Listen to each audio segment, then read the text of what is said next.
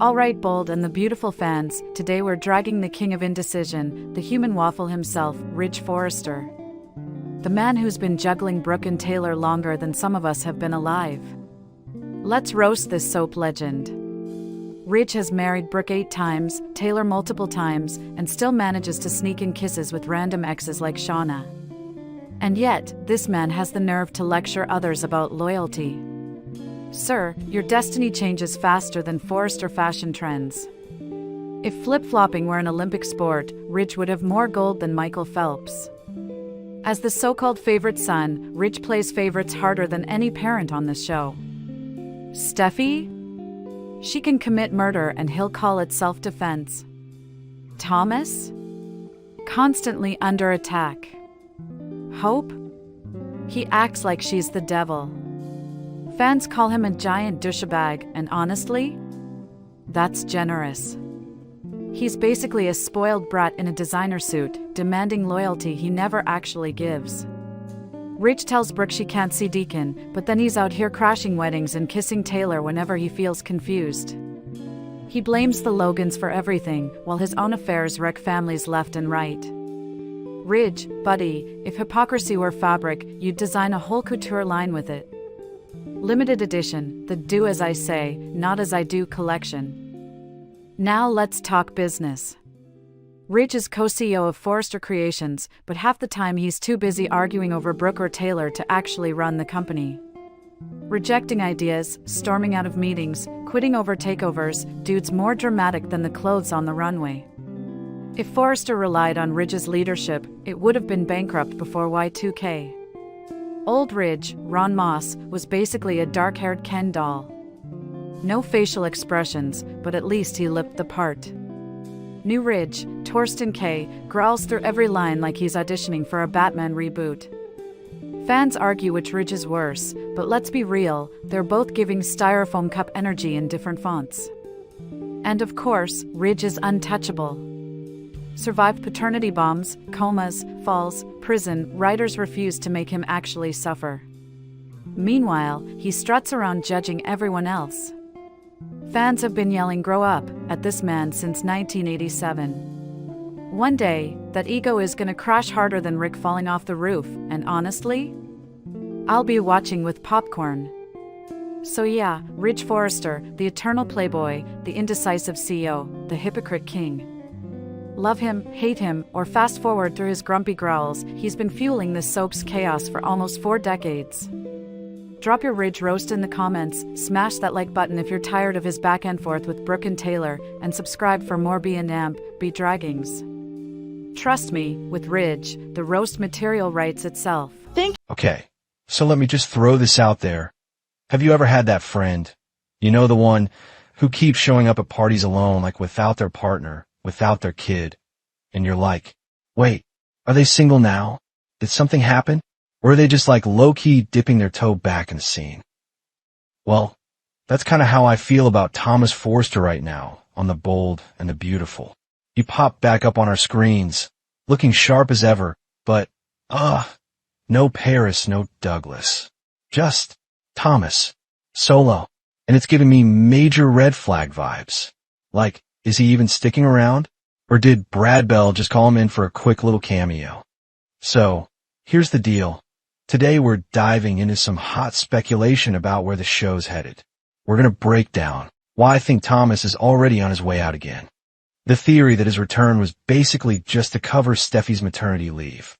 Why Luna Nozawa, despite all her crimes, and I mean all her crimes, is absolutely sticking around. The big pregnancy twist that's about to blow up half the cast. And a little side tangent about whether this new guy, Deke, could secretly be Deacon's son. By the end of this episode, you'll walk away with a clear sense of who's exiting stage left, who's about to take center stage, and, let's be real, why Brad Bell loves to dangle storylines like shiny objects and then just forget about them. Stick around, because I'm telling you, the Luna pregnancy angle, that's where the show's about to explode, and you're not going to want to miss the fallout. All right, let's get into it. So first up, Thomas. Man, poor Thomas. Or maybe I should say, poor Matt Atkinson. because the writing for his character has just been wild. Think about it. He shows up alone.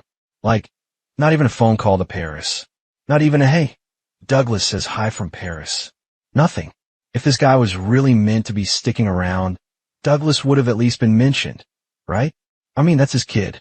You don't just leave your child in France and never bring it up.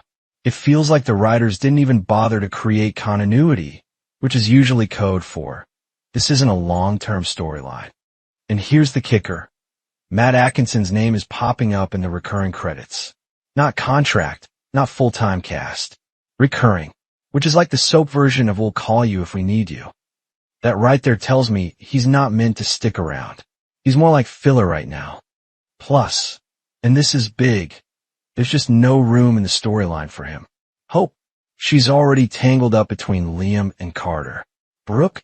That tension between her and Thomas was supposed to be nuclear, but then Brad Bell just fizzled it out. Like, remember when Thomas almost attacked Brooke? That was intense. And then, suddenly, they're hugging it out like old pals. That's not payoff. That's a classic Brad Bell fizzle. And honestly, it makes me think Thomas was just slotted back in as a placeholder. Steffi was on maternity leave, right? Somebody had to carry the Forrester family weight. That's Thomas. But now that Jacqueline McInnes Wood is back, Steffi's return means Thomas doesn't have a role to play anymore. So if I had to bet money, Thomas is heading back to Paris to be with Douglas. Ridge even hinted at it, which feels like a setup. Like, oh yeah, Thomas might go see Douglas soon. Yeah, translation, we're writing him off again. And let's be real, Matt Atkinson is talented, but Brad Bell clearly never planned for him to stick around this time. Sad but true. Alright, that brings us to Luna. And oh boy, this is where things get messy. Okay, let's talk about Luna. Because, look, I don't know about you, but I can't even keep up with her rap sheet anymore. Like, seriously, she shot Liam and Sheila. She tried to shoot Steffi. She sexually assaulted Will. And yet, she's still walking around, looking like the next big thing in town. If anyone else had done half of that, Ridge would have already had them banned from the Forrester mansion forever. But Luna? No. Brad Bell clearly has plans for her. And those plans? They involve a pregnancy. We already saw her take a pregnancy test over at Remy and Deacon's place. And I'm telling you right now, this is going to be the card she pulls when the walls close in. Picture this. Luna's facing a showdown with Lee. The family want her gone, maybe even jail time. And boom. She drops the pregnancy bomb. I'm carrying Will's baby. Now imagine the fallout. Bill Spencer finds out his son might have a child on the way. Katie's furious, not just at Luna for hurting Will, but at the idea of this baby being born into all that chaos. And yet, she's Katie. She's not heartless. She's not going to just throw an innocent baby aside. She'll probably fight to protect it. Bill, meanwhile, will be torn. On one hand, he'll want to see Luna punished. On the other, he's not going to let his grandchild grow up without family. It's classic soap conflict.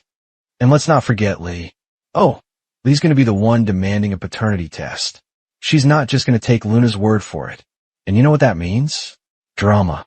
Because what if, just what if, the test throws everyone for a loop?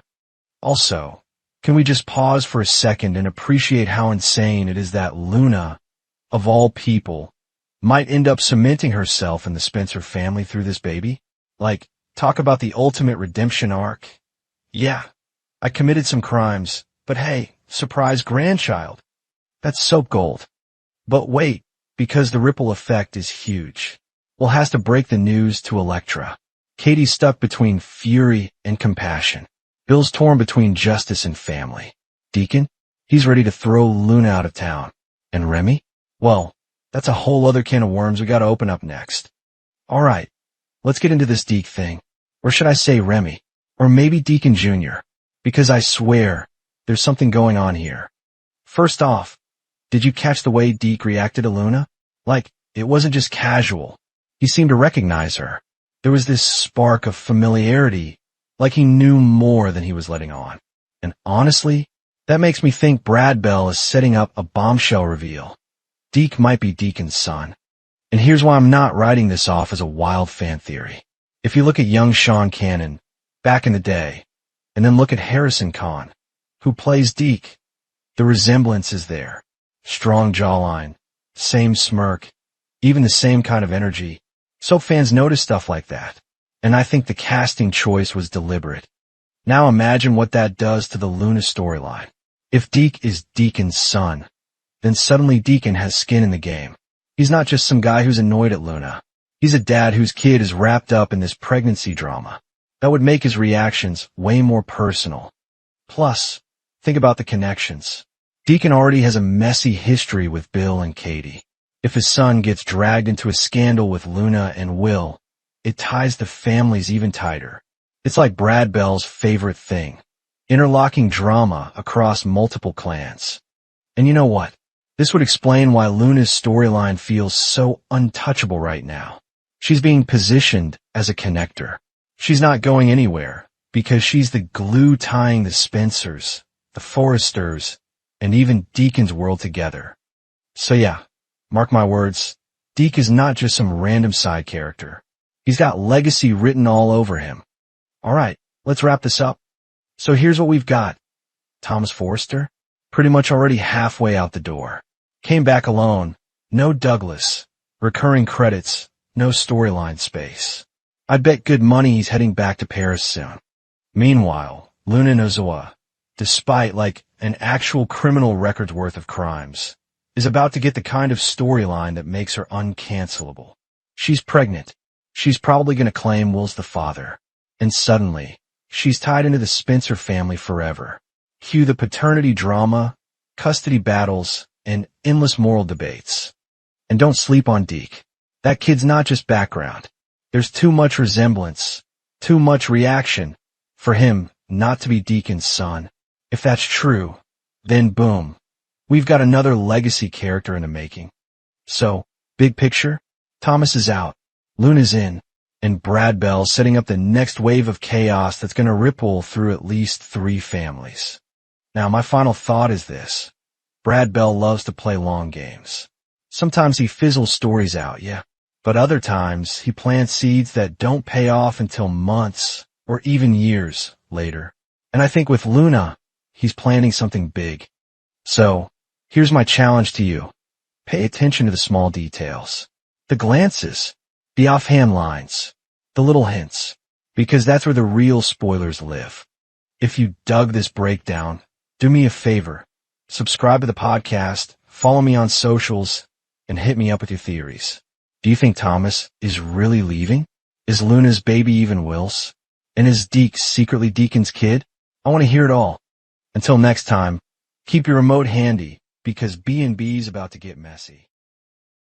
Today we've got some major drama coming up on The Bold and the Beautiful, and trust me, this is one of those storylines where you just want to grab your popcorn and yell at the TV. We're diving into the whole Luna, Lee will mess, and oh boy, things are about to explode. Let's break it all down. First up, we've got Lee Finnegan. Poor Lee is stressed out of her mind, trying to keep Luna out of trouble. She's worried sick about leaving Luna alone in that apartment because, well, Luna has a bad habit of sneaking off. And Lee can't exactly handcuff herself to her niece 24/7, right? Now Lee does what any stern aunt would do. She gives Luna a full-on lecture. And this isn't just a little pep talk, okay? She's laying it down. She tells Luna flat out, forget about Will Spencer. He's not gonna be your knight in shining armor. It's not happening. Basically, she's saying, girl, move on with your life. But do you think Luna listens? Of course not. See, while Lee is busy meeting with attorneys, trying to come up with a legal plan to keep Luna out of prison, Luna's busy being, well, sneaky Luna. She's secretly texting Will. Like, come on, Luna. How is this gonna end well? She's literally hiding out, and she's texting the guy who could expose everything. Classic soap move. Meanwhile, Will is obsessing over these texts because he thinks he's got this mystery admirer. And he's not doing it alone either. Nope, he's got Liam Spencer helping him play detective with some tech magic.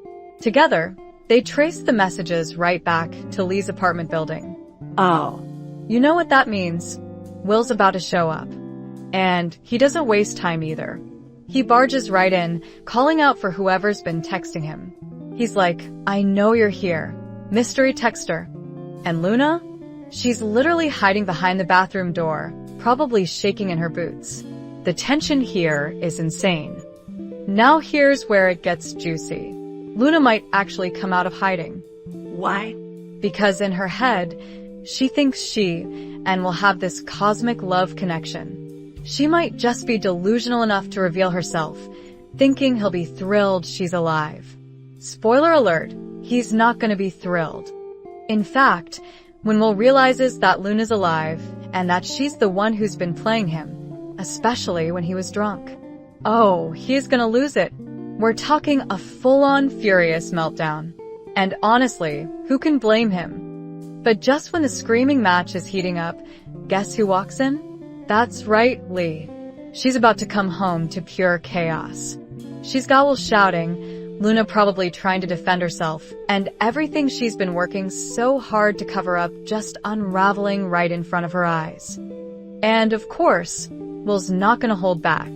He's gonna rip into Lee, demanding answers, calling her out for hiding Luna this whole time. It's about to get messy, people. Really messy. And poor Lee. Her problems are piling up faster than she can handle. She wanted to protect Luna, but now it looks like everything might blow up in her face. So, what do you think? Is Luna finally gonna come clean and expose herself? Will completely lose it on both her and Lee? And can Lee possibly dig herself out of this mess? I don't know about you, but I cannot wait to see how this all plays out. Alright guys, that's all for today's breakdown. Thanks for hanging out with me. Make sure you're subscribed so you don't miss the next round of spoilers. Until then, stay dramatic, stay curious, and I'll see you next time. Friday in Los Angeles is about to get messy, and Luna is the reason why. She's been smart for weeks, but now the game's flipped and she's running scared.